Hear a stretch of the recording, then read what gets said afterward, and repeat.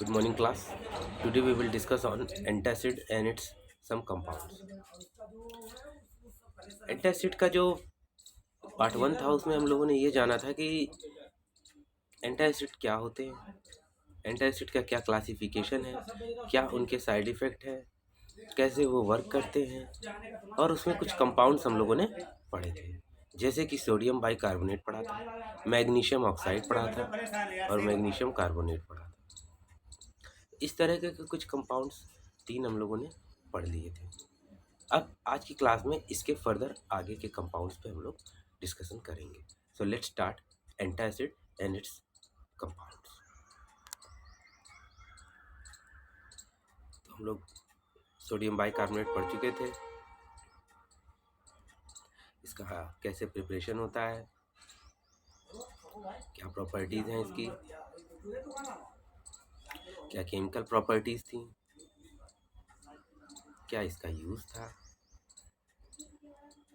कैसे इसको स्टोर करना था। फर्दर जो कंपाउंड था वो था मैग्नीशियम ऑक्साइड। उसमें भी इसी तरीके से हम लोगों ने चीज़ों को देखा था।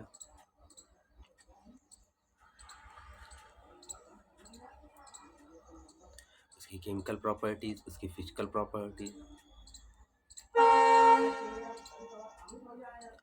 एंड इसके बाद जो कंपाउंड हम लोगों ने देखा था वो था मैग्नीशियम कार्बोनेट।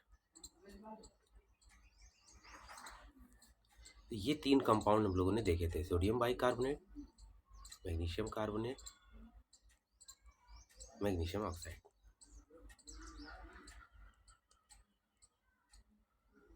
अब जो हम लोगों को कंपाउंड इसके आगे एज अ एंटासिड में पढ़ना है वो है मैग्नीशियम ट्राई सिलिकेट। इसका फार्मूला हम देख सकते हैं, MgSiO का होल थ्राइस है इंटू के SiO2 इंटू के H2O। इसका मॉलिक्यूलर वेट है 260.86। इसको प्रिपरेशन के लिए हम सोडियम सिलिकेट और मैग्नीशियम सल्फेट इन दोनों के रिएक्शन से हम इसको प्रिपेयर कराते हैं। फिजिकल प्रॉपर्टीज़ की बात करें तो ये वाइट पाउडर होता है, टेस्टलेस होता है, ऑर्डरलेस होता है, प्रैक्टिकली इनसॉल्युबल इन वाटर होता है, इनसॉल्युबल इन एथेनॉल होता है एंड हाइग्रोस्कोपिक होता है। यानी ये एयर से मॉइस्चर कंटेन करके लिक्विफाइज हो सकता है, तो इसीलिए इसको हम जब स्टोर करते हैं तो एयर टाइट कंटेनर में करते हैं। यूजेस की बात करें तो ये गैस्ट्रोइंटेस्टाइनल एजेंट के रूप में यूज़ होता है, एंटासिड के रूप में यूज़ होता है और एज अ इमल्सिफाइंग एजेंट भी इसको यूज़ किया जाता है। स्टोर की बात, it should be stored in well close container at a cool place.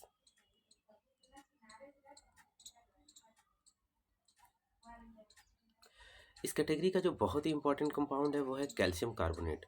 Calcium carbonate जिसको हम लोग एड्जॉरेबल कैटेगरी में रखते हैं, यानी नॉन सिस्टमिक में रखते हैं, तो that is very important compound in this category antacid में। कैल्शियम कार्बोनेट जिसका फार्मूला आप देख रहे हैं, उसका molecular weight 100.89।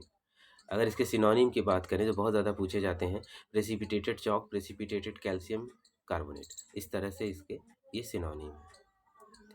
Method of preparation की बात करें तो prepared from sodium carbonate and calcium chloride, यानी सोडियम कार्बोनेट और कैल्शियम क्लोराइड का जब हम रिएक्शन कराते हैं तो कैल्शियम कार्बोनेट और सोडियम क्लोराइड बनता है। Sodium chloride as a salt निकल जाता है और कैल्शियम कार्बोनेट हमारा एक्टिव कंपाउंड है। इसकी फिजिकल प्रॉपर्टीज़ की बात करें तो ये भी वाइट पाउडर है, टेस्टलेस है, ऑर्डरलेस है, प्रैक्टिकली इनसॉल्युबल इन वाटर है, इनसॉल्युबल इन एथेनॉल है और स्टेबल इन एयर है। केमिकल प्रॉपर्टीज़ की बात करें तो जब ये हाइड्रोक्लोरिक एसिड से इसका रिएक्शन किया जाता है या कराया जाता है तो ये कैल्शियम क्लोराइड देता है, वाटर देता है और कार्बन डाइऑक्साइड गैस इसमें निकलती है। तो 2HCl + CaCO3 आप देख सकते हैं, calcium chloride, water and carbon dioxide.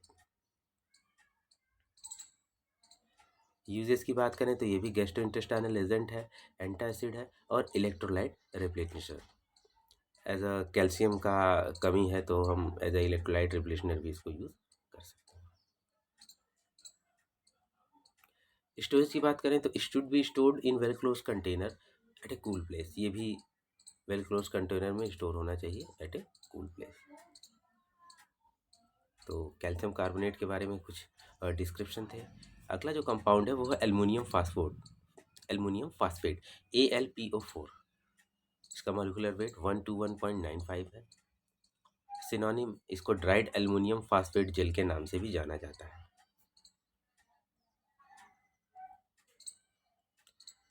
इसको प्रिपेयर करने के लिए एल्युमिनियम क्लोराइड और सोडियम फास्फेट, इन दोनों को जब रिएक्ट कराया जाता है तो हमारा एल्युमिनियम फास्फेट का प्रोडक्शन होता है। फिजिकल प्रॉपर्टी की बात करें इसकी, तो white powder containing some friable aggregate, characteristic order होता है, इनसॉल्युबल इन वाटर होता है, इनसॉल्युबल इन एथेनॉल होता है, soluble in ether and mineral acid में होता है, और एक्वस सोल्यूशन जो होता है इसका एल्कलाइन इन नेचर है। तो चूंकि एक एंटासिड में यूज होता है तो ये अल्कलाइन नेचर इसका हो सकता है।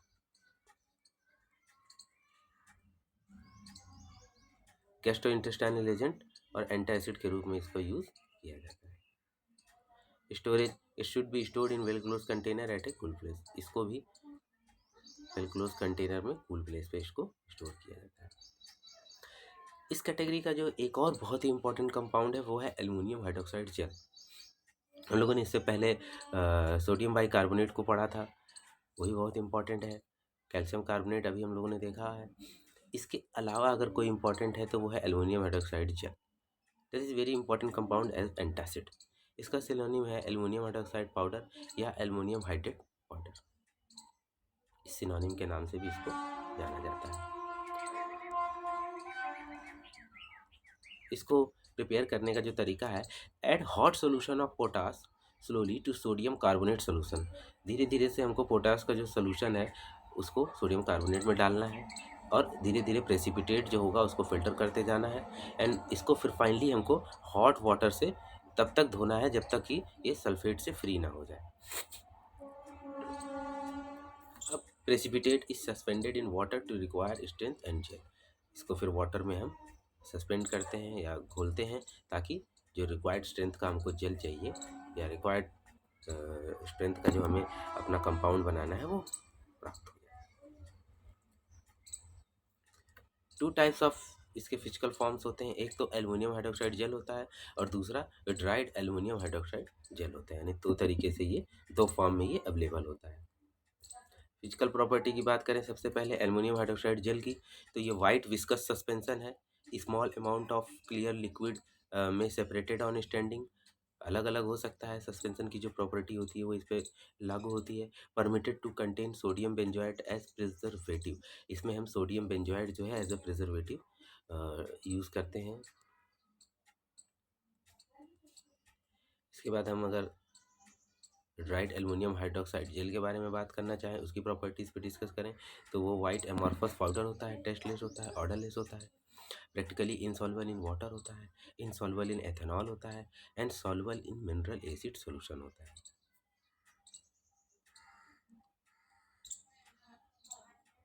अगर इसके स्टोरेज की बात करें तो सबसे ज़्यादा इम्पोर्टेंस का है कि the gel should not be stored at temperature not exceeding 25 degree centigrade. It should not be allowed to freeze, इसको फ्रीज नहीं करना चाहिए स्टोर करते समय, और ना ही इसको 25 डिग्री सेंटीग्रेड से ज़्यादा टेम्परेचर पे इसको स्टोर करना चाहिए। या फिर जो दूसरी इसका टाइप है कि the dried gel should not be store in air tight container at temperature not exceeding 25 degree centigrade.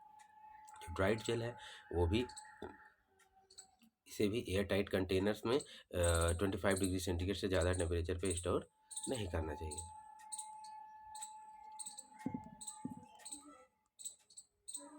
इसकी स्टेबिलिटी देखें तो heating to temperature much in excess of 30 degree centigrade results in gradual dehydration and loss of therapeutic value. यानी 30 degree centigrade से ज़्यादा temperature पे इसको अगर हम रखते हैं या हीट करते हैं तो ये अपनी जो थेरेपेटिक वैल्यू है वो इसको खो देता है। इसीलिए 25 डिग्री सेंटीग्रेड से नीचे टेम्परेचर पे इसको स्टोर किया जाता है। यूज़ करने की बात करें तो ये गैस्ट्रोइंटेस्टाइनल एजेंट के रूप में यूज़ होता है, एंटासिड के रूप में यूज़ होता है, माइल्ड एस्ट्रिंजेंट के रूप में यूज़ होता है, एज डेसिकेंट के रूप में यूज़ होता है एंड डस्टिंग पाउडर के रूप में यूज़ होता है।